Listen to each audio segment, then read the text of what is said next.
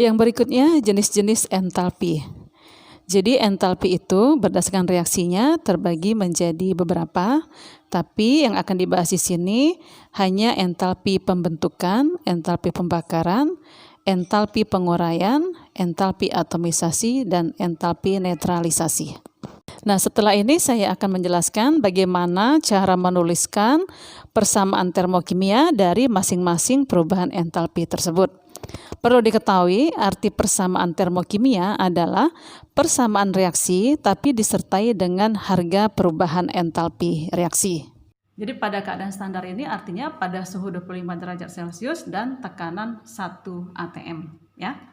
Nah, sekarang saya ambil contoh, misalnya bagaimana pembentukan. Jadi diketahui misalnya entalpi pembentukan standar dari NH4Cl diketahui min 314 kJ per mol atau kilojoule mol min 1, ya. Jadi bagaimana cara membacanya ini, ya? Artinya kilojoule per mol ini untuk 1 mol, ya. Jadi untuk membentuk 1 mol NH4Cl dari unsur-unsurnya, maka dibebaskan karena dia berharga negatif, ya. Dibebaskan kalor sebanyak 314 kJ. Saya ulang lagi. Untuk membentuk 1 mol NH4Cl dibebaskan kalor sebanyak 314 kJ, ya. Karena ada kata dibebaskan karena ini merupakan reaksi eksoterm. Eksoterm bertanda negatif, jadi dia membebaskan atau melepaskan, ya. Nah, sekarang bagaimana cara membuat persamaan termokimianya? Jadi kita lihat dulu, yang terbentuk ini adalah NH4Cl. Terbentuk itu artinya sama saja dengan produknya, ya. Produk, kalau dia produk, maka posisi NH4Cl ini posisinya di kanan, dia sebagai produk. Nah, ini artinya NH4Cl sebagai produk karena dia terbentuk. Terbentuk dari apa? Terbentuk dari unsur-unsurnya. Apa saja unsur-unsurnya? Ada N, ada hidrogen, dan ada Cl, ya. Nah, sebelumnya perlu diketahui juga bahwa mungkin kalian masih ingat di kelas 10 kita sudah pernah belajar mengenai molekul, ya. Ada molekul diatomik, ada molekul monoatomik. Nah, dalam suatu reaksi, molekul-molekul diatomik tidak boleh ditulis dalam bentuk 1, tapi harus dalam bentuk 2, ya. Misalnya hidrogen, kita tidak boleh menuliskan hidrogen dalam satu reaksi hanya H saja, tetapi harus H2. Oksigen juga harus O2. Nitrogen N2, F2 harus F2, Cl2, Br2, dan I2. Jadi ketujuh molekul diatomik ini dalam satu reaksi harus dituliskan dalam bentuk molekul diatomik. Apa artinya di dalam bentuk 2 seperti ini, ya. Nah, sekarang kita lihat nih. NH4Cl ini terbentuk dari nitrogen. Nitrogen termasuk di sini. Jadi nitrogen kita nggak boleh menulisnya N tapi harus N2, ya. Ada hidrogen, hidrogen juga termasuk di sini. Nggak boleh ditulis H tapi harus H2. Kemudian ada Cl, Cl juga termasuk Cl2, ya. Nah, sekarang kita lihat pembentukan 1 mol NH4Cl. Artinya NH4Cl ini koefisiennya harus 1, ya. Jadi koefisien di sini harus 1. Kalau 1 kan koefisiennya nggak usah ditulis, ya. Terbentuk dari nitrogen. Kita tulis di sini nitrogen. Nitrogen kan harus N2, ya. Kemudian ditambah dengan hidrogen. Hidrogen juga termasuk molekul diatomik. Maka kita harus menulisnya H2, tidak boleh H saja. Dan satu lagi unsur pembentuknya yaitu Cl. Cl juga termasuk diatomik. Maka kita menulisnya harus Cl2 bukan Cl saja, ya. Ingat tadi 1 mol NH4Cl. Jadi NH4Cl di sini harus 1 koefisiennya, ya, karena dia pada keadaan standar. Nah, sekarang unsur-unsur di sebelah kiri jumlahnya tinggal menyesuaikan dengan NH4Cl yang berada di kanan, ya. Nitrogen di kanan ada 1, sementara di sebelah kiri ada 2. Maka yang 2 ini kita kali setengah supaya jadi 1. 2 kali setengah 1 kan? Ini juga 1, sama. Kemudian hidrogen di kanan kan ada 4. Sementara hidrogen di kiri ada 2. Supaya jadi 4 maka kita kali 2. Ya. 2 kali 2 4, hidrogen di sini 4 sudah sama. Yang terakhir itu adalah Cl. Cl di sebelah kanan ada 1, sementara di sebelah kiri ada 2. Maka 2 ini harus kita kali setengah. 2 kali setengah 1, Cl-nya ini juga 1, sudah sama, ya. Nah, sekarang kalau sudah sama jumlah atom kiri dan kanan, baru kita tulis harga perubahan entalpinya. Delta H sama dengan min 314 kilojoule mol min 1. Ya. Jadi inilah persamaan termokimia untuk pembentukan atau delta HFNH4Cl tiap 1 molnya sebanyak 314 kilojoule. Jadi ini persamaan reaksinya, ya. Nah, sekarang kalau misalnya harga perubahan entalpi ini saya tutup, nggak ada, umpamakan ya. Nah, kalau nggak ada, berarti ini namanya bukan persamaan termokimia, tapi namanya adalah persamaan reaksi. Waktu kelas 10 pernah kan belajar persamaan reaksi? Nah, tapi kalau sudah disertai dengan harga perubahan entalpinya ditulis, namanya adalah persamaan termokimia, ya. Nah, yang berikutnya bagaimana persamaan termokimia untuk entalpi penguraian, ya. Entalpi penguraian simbolnya adalah delta HD, D artinya decomposition, ya. Nah, harga entalpi penguraian ini itu adalah kebalikan dari entalpi pembentukan. Jadi kalau misalnya entalpi pembentukan air kan sudah diketahui ya dari tabel, misalnya harganya min 286, kemudian entalpi pembentukan atau delta HCO2 min 394 itu sudah ada harganya. Nah, kalau seandainya ditanya berapa entalpi penguraian, maka kita acuan kita adalah entalpi pembentukan, ya.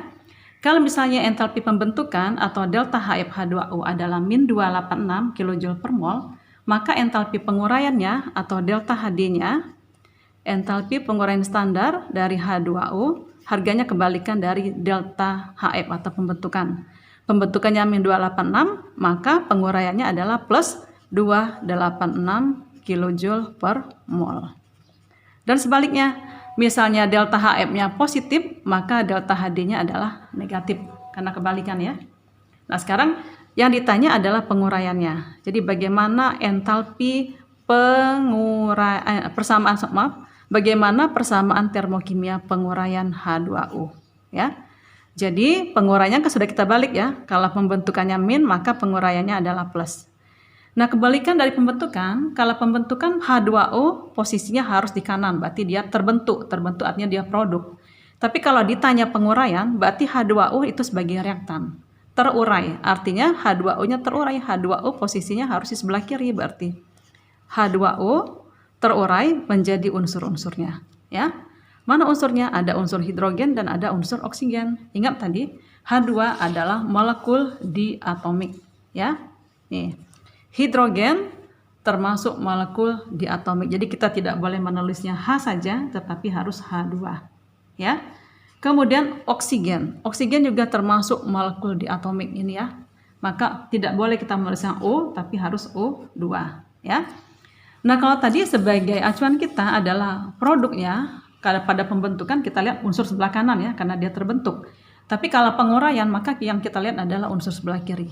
Kalau ditanya penguraian air, maka air di sini koefisiennya harus 1. Ya, penguraian air di sebelah kiri dan koefisiennya harus 1. Sementara unsur-unsur yang terbentuk pada penguraian tersebut jumlahnya harus menyesuaikan dengan unsur yang di sebelah kiri, ya. Hidrogen sebelah kiri 2, sebelah kanan 2 sudah sama, nggak perlu disetarain lagi. Oksigen sebelah kiri 1, sebelah kanan 2, maka 2 ini harus dikali setengah. Ya. Jadi 2 kali setengah 1, sebelah kanan oksigennya ini juga 1. Kalau sudah sama, baru kita tulis harga perubahan entalpinya. Delta H sama dengan plus 286. 286 satuannya adalah kilojoule mol min 1. Ya, ini penguraian. Jadi itulah penguraian, maka posisi zatnya harus ditaruh di sebelah kiri. Ya. Nah, sekarang yang ketiga yaitu entalpi pembakaran. Entalpi pembakaran simbolnya adalah delta Hc, ya. Jadi C ini adalah combustion. Nah, delta Hc standar untuk CH3OH kita dapat dari literatur ya, dari buku, dari tabel. Harga untuk pembakaran metanol yaitu CH3OH sebanyak 638 kJ per mol. Harganya negatif melepaskan ya, karena setiap reaksi pembakaran pasti merupakan reaksi eksoterm. Jadi harga delta Hc ini tidak ada yang positif, semuanya negatif semua ya. Beda kalau positif kan harganya bisa, kalau pembentukan ya bisa positif bisa negatif. Begitu juga dengan entalpi penguraian, bisa positif bisa negatif. Nah, kalau pembakaran hanya negatif karena setiap reaksi pembakaran merupakan reaksi eksoterm, ya. Nah, pengertian dari entalpi pembakaran ini adalah banyaknya kalor yang dilepaskan pada pembakaran 1 mol zat, ya. Jadi banyaknya kalor yang dibebaskan atau dilepaskan pada pembakaran 1 mol zat dengan oksigen. Ingat, setiap reaksi pembakaran pasti melibatkan oksigen. Jadi misalnya sulfur atau es atau belerang dibakar, artinya belerang ditambah dengan O2. Kalau karbon dibakar, artinya karbon ditambah dengan O2. Ya, nitrogen dibakar, artinya nitrogen ditambah dengan O2. Nah, sekarang yang dibakar siapa? Yang dibakar adalah CH3OH. Namanya adalah metanol. Artinya kalau delta Hc pembakaran CH3OH, artinya CH3OH ini ditambah dengan O2. Ya, kita lihat CH3OH ditambah dengan O2, itu arti pembakaran. Ya, ingat CH3OH termasuk senyawa karbon. Senyawa karbon dan senyawa hidrokarbon kalau dibakar dengan oksigen secara sempurna hasilnya adalah CO2 plus H2O. Ya, CO2 plus H2O. Nah, sekarang kita lihat di sini, pembakaran CH3OH min 638 kJ per mol. Artinya, untuk membakar 1 mol CH3OH dilepaskan kalor sebanyak 638 kJ, ya. Nah, sekarang zat yang dibakar yaitu CH3OH harus 1 mol, ya. Maka di sini koefisiennya harus 1 karena dia pada keadaan standar. Ini posisinya harus 1, sementara molekul yang lain tinggal menyamakan dengan CH3OH jumlahnya berapa, ya. Sekarang kita lihat. Di sini harus 1 jumlahnya, C sebelah kiri 1, sebelah kanan 1 sudah sama, ya. Kemudian setelah C kita lihat hidrogennya. Hidrogen di sebelah kiri ada berapa? Hidrogennya 3 ditambah 1 4. Di sini hidrogennya baru 2. Supaya 4 dikali 2. Ya. C sudah sama, H sudah disamakan, sekarang oksigen. Oksigen di kiri ini ada 1 tambah 2, 3. Sementara di sini oksigennya 2, 1 kali 2, 2. Di sini 2, di sini 2, oksigennya 4, nggak sama berarti. Ya, supaya sama bagaimana? Ya, di sini sebelah kanan ada 4, oksigen, ini 2, ditambah 2, 4. Ini jumlahnya 2 tambah 2, 4. Di sini 1, di sini 2. Ya, jadi kalau di sini posisinya 1. Sudah 1 pasti di sini ya. Supaya 4 maka yang ini jumlahnya harus 3 berarti kan. 2 kali berapa supaya 3? 2 dikali 3 per 2. Ya. Jadi 2 kali 3 per 2 adalah 3. 3 tambah 1 4 oksigennya. Di sini juga ini 2 ditambah 2 4. Ya, sudah sama berarti. Nah, kalau sudah sama baru ditulis berapa harga delta H-nya. Delta H sama dengan min 638 kJ per mol, ya. Itulah yang disebut dengan entalpi pembakaran. Nah, sekarang mungkin belum jelas ya, saya kasih satu contoh lagi. Misalnya pembakaran karbon. Pembakaran karbon berarti C plus O2. Jadinya CO2. Ya, siapa yang harus 1 mol? Kita lihat siapa yang dibakar. Yang dibakar itu adalah C. Jadi C-nya harus 1. Sudah sama, C-nya 1, oksigennya juga sama. Baru kita tulis berapa delta H. Nanti diketahui di soal pasti delta-nya berapa, ya. Kemudian misalnya pembakaran sulfur. Sulfur atau belerang adalah S. Dibakar artinya plus O2. Hasilnya adalah SO2. Siapa yang harus 1 mol? Yang harus 1 mol adalah zat yang dibakar. Yang dibakar adalah sulfur. Maka sulfur ini harus 1. Yang lain tinggal menyesuaikan. Di kanan 1 S-nya sama, oksigen di kiri 2, di kanan 2 sudah sama. Ya. Sekarang pembakaran hidrogen. Hidrogen, ingat tadi hidrogen adalah diatomik, jadi harus H2. Apa arti pembakaran hidrogen? Hidrogen dibakar dengan oksigen. Oksigen adalah O2. Hasilnya adalah H2O. Siapa yang harus 1 mol? Yang harus 1 mol adalah hidrogennya. Ya. Hidrogennya ada 1, koefisiennya harus 1. Jadi hidrogennya 2, di sini 2 sudah sama. Oksigen di kiri 2, sedangkan di sebelah kanan 1. Maka ini harus kita kali setengah. Baru kita tulis berapa harga delta H yang diketahui. Ya, ingat pembakaran harga delta H pasti negatif. Negatif berapa sesuai dengan yang diketahui di soal. Jadi itulah arti pembakaran, artinya mereaksikan suatu zat dengan oksigen atau O2 ya. Zat yang dibakar harus 1 mol. Nah, yang berikutnya entalpi netralisasi atau delta HN. Netralisasi atau penetralan itu adalah reaksi antara asam dengan basa. Asam dinetralkan oleh basa atau basa dinetralkan oleh asam. Jadi untuk entalpi ini melibatkan asam dan basa ya. Di mana adapun pengertian dari entalpi netralisasi adalah banyaknya kalor yang menyertai reaksi netralisasi asam dan basa pada pembentukan 1 mol air ya. Jadi kalau seperti sudah kalian ketahui bahwa pada penetralan asam dan basa yang terbentuk adalah garam dan air. Jadi yang menjadi acuan kita adalah air yang terbentuk itu harus 1 mol ya. Umpamakan ya, saya ambil contoh.